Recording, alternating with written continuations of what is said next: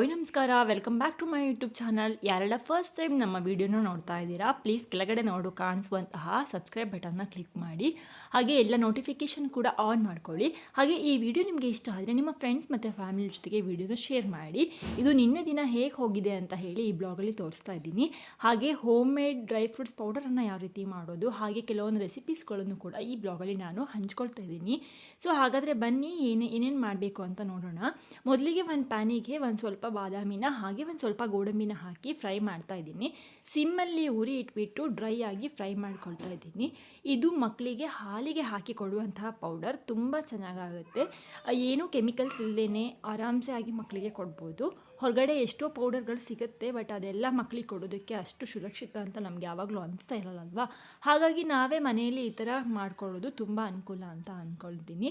ನಾನು ರೆಗ್ಯುಲರ್ ಆಗಿ ನನ್ನ ಮಗಳಿಗೆ ಇದನ್ನು ಕೊಡ್ತಾ ಇರ್ತೀನಿ. ಈ ಸತಿ ಆ ಪೌಡರ್ ಖಾಲಿಯಾಗಿದೆ.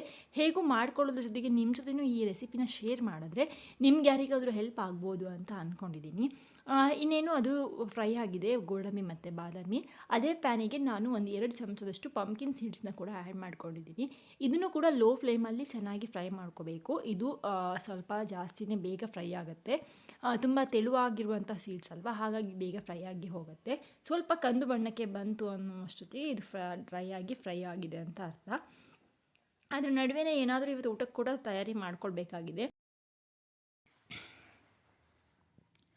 ಈಗ ಅದೇ ಪ್ಯಾನಿಗೆ ಒಂದು 2 ಚಮಚದಷ್ಟು ಓಟ್ಸನ್ನು ಹಾಕ್ಕೊಳ್ತಾ ಇದ್ದೀನಿ. ನಿಮ್ಮ ಹತ್ರ ಏನಾದರೂ ಪ್ಲೈನ್ ಓಟ್ಸ್ ಇದೆ ಅಂತ ಅಂದರೆ ಅದನ್ನೇ ಯೂಸ್ ಮಾಡಿ. ನಾನಿಲ್ಲಿ ಮಿಕ್ಸ್ಡ್ ಓಟ್ಸನ್ನು ಹಾಕ್ಕೊಳ್ತಾ ಇದ್ದೀನಿ. ನನ್ನ ಪ್ಲೈನ್ ಓಟ್ಸ್ ಖಾಲಿಯಾಗಿದೆ ಮತ್ತು ಅದು ನನಗೆ ಸಿಕ್ಕಲೂ ಇಲ್ಲ, ಮತ್ತು ಹಾಗಾಗಿ ಇದನ್ನು ಬಳಸ್ತಾ ಇದ್ದೀನಿ. ಇದು ಕೂಡ ಚೆನ್ನಾಗಾಗುತ್ತೆ. ಒಂದು ನಿಯಮಿತ ಪ್ರಮಾಣದಲ್ಲಿ ಓಟ್ಸನ್ನು ಮಕ್ಕಳಿಗೆ ಕೊಡೋದ್ರಿಂದ ಅದು ಆರೋಗ್ಯಕ್ಕೂ ಕೂಡ ತುಂಬ ಒಳ್ಳೆಯದು. ಒಳ್ಳೆಯ ಒಂದು ಹೆಲ್ತಿ ಆಗಿರುವಂತಹ ವೆಯ್ಟನ್ನು ಗೇನ್ ಮಾಡ್ತಾರೆ ಅಂತ ಹೇಳ್ತಾರೆ ಮಕ್ಕಳು. ಸೊ ಹಾಗಾಗಿ ಓಟ್ಸ್ ಕೂಡ ಚೆನ್ನಾಗಿ ಆಗುತ್ತೆ ಹಾಕ್ಕೊಂಡ್ರೆ. ಅದರ ಜೊತೆಗೇ ನಾನು ಸ್ವಲ್ಪ ಮಖಾನನ್ನು ಕೂಡ ಫ್ರೈ ಮಾಡ್ತಾ ಇದ್ದೀನಿ. ಇದು ಕೂಡ ಮಾರ್ಕೆಟಲ್ಲಿ ಸಿಗುತ್ತೆ, ತುಂಬ ಚೆನ್ನಾಗಿರುತ್ತೆ. ಇದನ್ನು ಹಾಕೋದ್ರಿಂದ ಥಿಕ್ನೆಸ್ ಸ್ವಲ್ಪ ಜಾಸ್ತಿ. ಇದನ್ನು ಸಿಮ್ಮಿಗೆ ಇಟ್ಕೊಂಡು ಸ್ವಲ್ಪ ನೀಟಾಗಿ ಫ್ರೈ ಮಾಡ್ಕೊಳ್ಳಿ. ಇದೇನೆಂದರೆ ಸ್ವಲ್ಪ ಹೀಗೆ ಪೌಡ್ರ್ ಥರ ಹಾಕಬೇಕು ಕೈಯಿಂದ ಪ್ರೆಸ್ ಮಾಡಿದ ತಕ್ಷಣ. ಹಾಗಾಗಿದೆ ಅಂತ ಅಂದರೆ ಇದು ಕಂಪ್ಲೀಟಾಗಿ ಇದಾಗಿದೆ ಅಂತ ಅರ್ಥ, ಫ್ರೈ ಆಗಿದೆ ಅಂತ. ಇದಿಷ್ಟು ಈಗ ತಣಿಲಿಕ್ಕೆ ಬಿಟ್ಕೊಳ್ತಾ ಇದ್ದೀನಿ. ಈಗ ಬಿಸಿ ಇದೆಯಲ್ಲ, ಹೇಗೇ ಮಿಕ್ಸಿ ಮಾಡೋಕ್ಕಾಗಲ್ಲ, ಸ್ವಲ್ಪ ಹೊತ್ತು ತಣಿಲಿ. ಅದ್ರ ಮಧ್ಯೆ ನಾನು ಬೇರೆ ಎಲ್ಲ ಸ್ವಲ್ಪ ಕೆಲಸ ಇದೆ, ಅದನ್ನು ಮಾಡ್ಕೊಳ್ತೀನಿ. ಈ ಮಕ್ಳಿಗೆ ಮಾತ್ರ ಏನಾದರೂ ಒಂದು ಕೊಡಬೇಕಂತ ಅಂದರೆ ನಾವು ಅಮ್ಮಂದಿರು 10 ಸತಿ ಯೋಚನೆ ಮಾಡಿನೇ ಕೊಡಬೇಕಾಗತ್ತೆ. ಏನಾಗುತ್ತೆ ಅಂತ ಅಂದರೆ ಏನಾದರೂ ಕೊಟ್ಟಾಗ ಅವ್ರು ಹುಷಾರು ತಪ್ಪದಂದರೆ ನಾವು ಅದನ್ನು ತಿನ್ನಿಸಿ ಬಂತು ಏನೋ ಅಂತ ಈ ಥರ ಎಲ್ಲ ತಲೆ ಬಿಸಿ ಮಾಡ್ಕೊಳ್ಳೋದಕ್ಕೆ ಆ ಥರ ಇರುತ್ತೆ. ಹೊರಗಡೆ ಮಾರ್ಕೆಟಲ್ಲಿ ಎಷ್ಟೊಂದು ಪೌಡರ್ಗಳು ಸಿಗುತ್ತೆ, ಹಾಲಿಗೆ ಹಾಕಿ ಕುಡಿಸೋದಾಗಿರ್ಬೋದು ಅಥವಾ ಅವರಿಗೆ ಮನ್ನ ಮಾಡಿ ತಿನ್ನಿಸ್ಬೋದು, ಈ ಥರದ್ದೆಲ್ಲ ಇರುತ್ತೆ. ಆದರೆ ನಾನು ನನ್ನ ಮಗಳಿಗೆ ಇವತ್ತಿನ ತನಕ ಅದೇನೂ ಪರಿಚಯ ಮಾಡಿಸಿಲ್ಲ.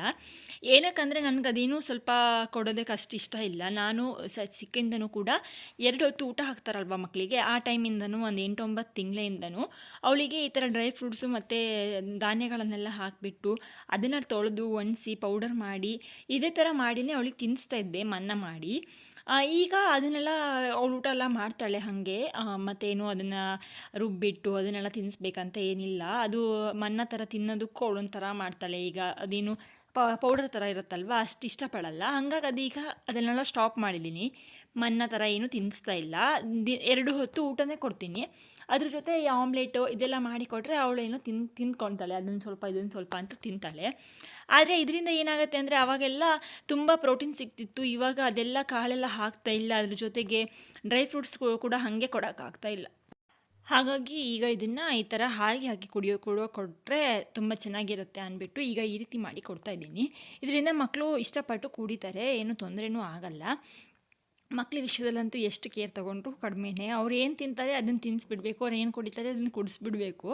ಆದರೆ ಏನು ಮಾಡಲಿ, ಕೆಲವೊಂದು ಸತಿ ಹಾಗೆ ಅವ್ರೇನೋ ಕುಡಿತಾರೆ ತಿಂತಾರೆ ಅಂತ ಹೇಳಿ ತುಂಬ ಜಾಸ್ತಿನೂ ಕೊಡೋಕ್ಕೂ ಆಗಲ್ಲ, ಅದು ಹಿಂಸೆನೇ, ಅಜೀರ್ಣ ಆಗಿಬಿಡ್ತಾರೆ. ಹೀಗೆ ತುಂಬ ಟೆನ್ಷನ್ ಇರುತ್ತೆ. ಈಗ ಇದೇನು ಕಂಪ್ಲೀಟಾಗಿ ತಣ್ಣದಿದೆ, ಮಿಕ್ಸಿ ಮಾಡ್ಕೊಳ್ಳೋದಕ್ಕೆ ಚೆನ್ನಾಗಿದೆ. ಈಗ ನಾನು ಮೊದಲಿಗೆ ಫಸ್ಟು ಡ್ರೈ ಫ್ರೂಟ್ಸನ್ನು ಮಾತ್ರ ಹಾಕ್ಕೊಳ್ತಾ ಇದ್ದೀನಿ, ಮಖಾನನ್ನು ಹಾಕ್ಕೊಳ್ತಾ ಇಲ್ಲ. ಅದು ಬಿಟ್ಟು ಉಳಿದೆಲ್ಲ ಪ್ರಾಡಕ್ಟನ್ನು ಹಾಕ್ತಿದ್ದೀನಿ. ಸ್ವಲ್ಪ ಗ್ರೈಂಡ್ ಆದ ನಂತರ ಅದಕ್ಕೆ ಮಖಾನನ ಸೇರಿಸ್ಬಿಟ್ಟು ಮತ್ತೊಂದು ಸತಿ ರುಬ್ಕೊಳ್ತಾ ಇದ್ದೀನಿ. ಒಂದು 4 ಸುತ್ತು ತಿರ್ಸಿದ್ರೆ ಅದು ಪೌಡರ್ ಆಗಿ ಹೋಗಿಬಿಡುತ್ತೆ. ಇದಕ್ಕೆ ಸಿಹಿಗೆ ಏನಾದರೂ ಬೇಕಲ್ವಾ, ಹಾಗಾಗಿ ನಾನು ಕಲ್ಲು ಸಕ್ಕರೆನ ಹಾಕ್ತಾಯಿದ್ದೀನಿ. ಸಕ್ಕರೆನ ಹಾಕ್ತಾಯಿಲ್ಲ, ಕಲ್ಲು ಸಕ್ಕರೆನ ಸೇರಿಸ್ಬಿಟ್ಟು ಮತ್ತೊಂದು ಸ್ವಲ್ಪ ನೈಸಾಗಿ ಪೌಡ್ರ್ ಮಾಡಿಕೊಂಡ್ರೆ ಪೌಡರ್ ರೆಡಿ ಆಗುತ್ತೆ. ಅದಾದ ತಕ್ಷಣ ಡಬ್ಬಿಗೆ ತುಂಬಿಡಬಾರ್ದು, ಅದು ಕೆಟ್ಟೋಗುತ್ತೆ ಬೇಗ. ಸ್ವಲ್ಪ ತಣಿಲಿ ಅಂತ ಹೇಳಿಬಿಟ್ಟು ಪ್ಲೇಟಿಗೆ ಹಾಕಿ ಹಾಗೆ ತಣಿಲಿಕ್ಕೆ ಬಿಡ್ತಾಯಿದ್ದೀನಿ. ಅಷ್ಟರಲ್ಲಿ ನನ್ನ ಫ್ರೈಡ್ ರೈಸ್ ಇದು ಎಲ್ಲ ತರಕಾರಿಗಳೆಲ್ಲ ಬೆಂದಿದೆ. ಈಗ ಅದಕ್ಕೆ ನಾನು ಫ್ರೈಡ್ ರೈಸ್ ಪೌಡ್ರನ್ನು ಹಾಕ್ತಿದ್ದೀನಿ. ನಾನು ಊರಿಂದ ಈ ಥರ ಪೌಡರನ್ನು ತೊಗೊಂಡು ಬಂದು ಇಟ್ಕೊಂಡು ಬಿಡ್ತೀನಿ. ನನಗೆ ಅರ್ಜೆಂಟಾಗಿ ಏನಾದರೂ ಕೆಲಸ ಮಾಡೋದಕ್ಕೆ ಹೆಲ್ಪ್ ಆಗುತ್ತೆ. ಮತ್ತು ಎಲ್ಲ ಕಂಪನಿಯ ಪೌಡರ್ ನಮಗಿಲ್ಲಿ ಸಿಗಲ್ಲ, ಹಾಗಾಗಿ ನಾನು ಊರಲ್ಲಿ ಏನು ಸಿಗುತ್ತೆ ಅಲ್ಲಿಂದೆಲ್ಲ ಏನು ಗೊತ್ತಿರುತ್ತೆ ಅದನ್ನೆಲ್ಲ ತಗೊಂಡು ಬರ್ತಾನೆ. ಅನ್ನನ ಬೆಳಿಗ್ಗೆನೇ ಆವಾಗನೇ ಮಾಡಿಟ್ಟಿದ್ದೆ ಬೆಳಿಗ್ಗೆ ಬೇಗ. ಅದನ್ನು ಸ್ವಲ್ಪ ಬಿಸಿ ಇದ್ದರೆ ಚೆನ್ನಾಗಿರೋದು. ಈಗ ಸ್ವಲ್ಪ ತಣ್ಣದಿದೆ ಅನ್ನ, ಆದರೂ ಪರವಾಗಿಲ್ಲ. ಈಗ ಇದು ಬಿಸಿ ಇದೆಯಲ್ಲ ವೆಜಿಟೇಬಲ್ ಎಲ್ಲ, ಅದಕ್ಕೆ ಅದನ್ನು ಅನ್ನನ ಹಾಕಿಬಿಟ್ಟು ಮತ್ತು ಬೇಯಿಸಿರುವಂತಹ ಮೊಟ್ಟೆನೂ ಕೂಡ ಹಾಕಿಬಿಟ್ಟು ಸ್ವಲ್ಪ ಚೆನ್ನಾಗಿ ಮಿಕ್ಸ್ ಮಾಡಿಕೊಂಡ್ರೆ ಫ್ರೈಡ್ ರೈಸ್ ರೆಡಿ ಆಗಿ ಹೋಗಿಬಿಡುತ್ತೆ. ತುಂಬ ಕಡಿಮೆ ಸಮಯದಲ್ಲಿ ಮಾಡ್ಕೊಳ್ಬೋದು. ದಿನ ಅನ್ನ ಸಾಂಬಾರು ಏನು ಮಾಡಲಿ ಅಂತ ಯೋಚನೆ ಮಾಡ್ತಿರ್ತೀವಿ ನಾವು. ದಿನ ಬೆಳಿಗ್ಗೆದೊಂದು ತಿಂಡಿ, ಮಧ್ಯಾಹ್ನದೊಂದು ಸಾಂಬಾರು, ಎಲ್ಲರ ಮನೇಲೂ ಒಂದು ಯೋಚನೆ ಆಗಿರುತ್ತೆ ಏನು ಮಾಡಲಿ ಅಂತ. ಹಾಗಿರಬೇಕಾದ್ರೆ ದಿನ ಸಾರು ಮಾಡಿ ತಿನ್ನೋಕ್ಕೆ ಬೇಜಾರು ಅನಿಸಿದಾಗ ನಾನು ಕೆಲವೊಂದು ಸತಿ ಈ ಥರ ಫ್ರೈಡ್ ರೈಸು ಇಲ್ಲ ಅಂದರೆ ಬೇರೆ ಏನಾದರೂ ರೈಸ್ ಐಟಮ್ ಅಲ್ಲದೆ ಬೇರೆ ಏನಾದರೂ ಮಾಡ್ಕೊಳ್ತೀನಿ. ಹಾಗೆ ಇದ್ರ ಜೊತೆಗೆ ಏನಾದರೂ ಸೈಡಿಗೆ ಏನಾದರೂ ಬೇಕಾಗತ್ತೆ. ಸಾಂಬಾರೇ ಇಲ್ಲದೇ ಏನು ನಂಚಕ್ಕಿಲ್ದೇ ತಿನ್ನೋಕ್ಕೆ ಕರೆಕ್ಟ್ ಆಗೋಲ್ಲ. ಹಾಗಾಗಿ ಟೊಮೊಟೊ ಚಟ್ನಿ ಮಾಡೋಣ ಅಂತ ಟೊಮೊಟೊ ಚಟ್ನಿ ಮಾಡ್ಕೊಳ್ತಾ ಇದ್ದೀನಿ. ಇದು ಕೂಡ ತುಂಬ ಸಿಂಪಲ್ ರೆಸಿಪಿ. 1-2 ಟೊಮೊಟೊ ಇದ್ಬಿಟ್ರೆ ಸಾಕು, ಒಂದು ರುಚಿಯಾದ ಟೊಮೊಟೊ ಚಟ್ನಿ ರೆಡಿ ಆಗಿಬಿಡುತ್ತೆ. 1-2 ಟೊಮೊಟೊನ ಹಾಕಿ ಅದಕ್ಕೇ ಒಂದು ಅರ್ಧ ಈರುಳ್ಳಿನ ಹಾಕ್ಕೊಳ್ತಾ ಇದ್ದೀನಿ. ಹಾಗೆ 1-2 ಇಂಚು ಆಗೋಷ್ಟು ಶುಂಠಿ, 1-4 ಎಸ್ಲು ಬೆಳ್ಳುಳ್ಳಿ, ಹಾಗೆ ಕೊತ್ತಂಬರಿ ಸೊಪ್ಪನ್ನು ಹಾಕಿಬಿಟ್ಟು ಒಂದು ಸ್ವಲ್ಪ ಜೀರಿಗೆ ಹಾಕಿ ಅದನ್ನು ನೀರು ಹಾಕಿ ಗ್ರೈಂಡ್ ಮಾಡಿ ರುಬ್ಬಿದ್ರೆ ಆಯಿತು. ಆ ರುಬ್ಕೊಂಡಿರುವಂತಹ ಮಸಾಲೆನ ಒಂದು ಪ್ಯಾನಿಗೆ ಸ್ವಲ್ಪ ಎಣ್ಣೆ ಹಾಕಿ ಒಂದು ಸ್ವಲ್ಪ ಸಾಸಿವೆ, ಹಾಗೆ ಒಂದು ಸ್ವಲ್ಪ ಜೀರಿಗೆ, 1-2 ಬೆಳ್ಳುಳ್ಳಿನ ಒಗ್ಗರಣೆನ ಹಾಕಿಬಿಟ್ಟು ಆ ಒಗ್ಗರಣೆ ಸ್ವಲ್ಪ ಬೆಂದಾದ ನಂತರ ಮಾಡ್ಕೊಂಡಿರುವಂತಹ ಮಸಾಲೆಯನ್ನು ಅದಕ್ಕೆ ಹಾಕಿಬಿಟ್ಟು ರುಚಿಗೆ ಬೇಕಾದಷ್ಟು ಉಪ್ಪು ಹಾಕಿ ಚೆನ್ನಾಗಿ ಒಂದ್ಸತಿ ಕುದಿ ಬರ್ಸ್ಕೊಂಡ್ರೆ ಟೊಮೊಟೊ ಚಟ್ನಿ ರೆಡಿಯಾಗಿ ಹೋಗಿಬಿಡುತ್ತೆ. ನಿಮಗೆ ಕನ್ಸಿಸ್ಟೆನ್ಸಿ ಎಷ್ಟು ಬೇಕು ನೋಡಿ ಅಷ್ಟು ನೀರು ಬೇಕಾದರೆ ಸೇರಿಸ್ಕೋಬೋದು. ಇಲ್ಲಿ ಸ್ವಲ್ಪ ಚಳಿ ಇರೋದ್ರಿಂದ ಎಲ್ಲ ಬಿಸಿ ತಿನ್ನೋಣ ಅನಿಸುತ್ತೆ. ಆವಾಗ ಮಾಡ್ಕೊಂಡು ಆವಾಗನೇ ತಿಂದರೆ ಮಾತ್ರ ಅದೇನೋ ಒಂದು ಸ್ವಲ್ಪ ಊಟ ಮಾಡ್ದಂಗೆ ಅನಿಸುತ್ತೆ ಅಥವಾ ತಿನ್ನಬೇಕು ಅಂತ ಅನಿಸುತ್ತೆ. ಏನಾದರೂ ಸ್ವಲ್ಪ ಚಪ್ಪಾಯ್ತು ಅಂತ ಅಂದರೂ ಅದನ್ನು ತಿನ್ನೋಕ್ಕೆ ಇಷ್ಟ ಆಗಲ್ಲ, ಅಷ್ಟು ಚಳಿ ಇದೆ, ತುಂಬ ಕೋಲ್ಡ್ ಅನಿಸ್ಬಿಡುತ್ತೆ. ಈ ಫ್ರಿಜ್ಜಲ್ಲೆಲ್ಲ 2-3 ದಿನದ ಇಟ್ಟು ತಿಂದರೆ ಹೇಗಾಗುತ್ತೆ ಹಾಗಾಗುತ್ತೆ ಇಲ್ಲಿ ತಂದಿರೋದನ್ನು ತಿನ್ನೋದು ಅಂತ ಅಂದರೆ. ಹಾಗಾಗಿ ನಾನು ಅವ್ರು ಬರೋಕ್ಕೆ ಇನ್ನೊಂದು ಸ್ವಲ್ಪ ಹೊತ್ತಿರಬೇಕು ಅಂತ ಅನ್ನೋದಷ್ಟೊತ್ತಿಗೆ ಅಡುಗೆ ಸ್ಟಾರ್ಟ್ ಮಾಡಿ ಅವ್ರು ಬರೋತ್ತಿಗೆ ಅಡುಗೆನ ಮುಗಿಸಿಟ್ಬಿಡ್ತೀನಿ. ಅವರು ಈಗ ಬಂದರು ಕೆಲಸ ಮುಗಿಸಿ ಬರ್ತಾ ನಂಗೊಂದಿಷ್ಟು ತರಕಾರಿ ಎಲ್ಲ ಬೇಕಿತ್ತು, ಹಾಗಾಗಿ ಅದನ್ನೆಲ್ಲ ತೊಗೊಂಡು ಬಂದರು.